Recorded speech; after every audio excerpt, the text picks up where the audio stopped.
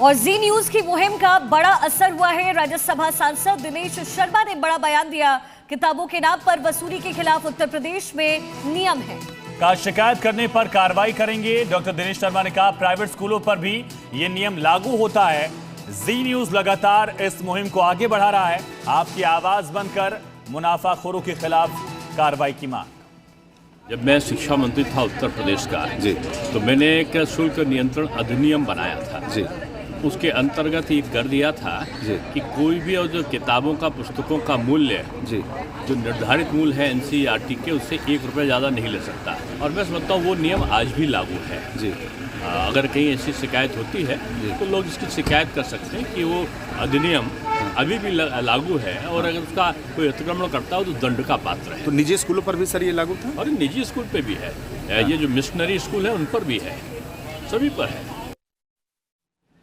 और जी न्यूज की एक और मुहिम का असर। महाराजगंज से बीजेपी के सांसद जनार्दन सिंह ने इसको लेकर बयान दिया। मुहिम के लिए जी न्यूज को धन्यवाद उन्होंने दिया है। स्कूली ड्रेस पर भी नियम लागू हो, एक ही कीमत पर स्कूली ड्रेस मिले।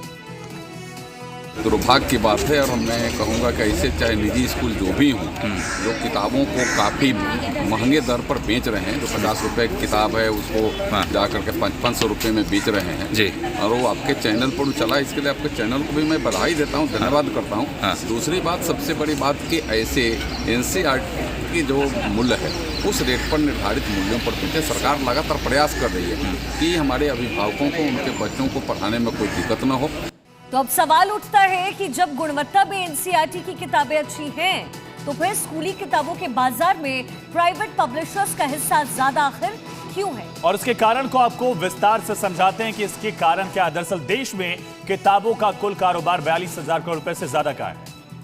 इसमें एनसीईआरटी और राज्य सरकारों की एजेंसियों की किताबों की जो हिस्सेदारी है वो तकरीबन 30% है। स्कूली किताबों के बाजार में प्राइवेट पब्लिशर्स की हिस्सेदारी तकरीबन 70% है।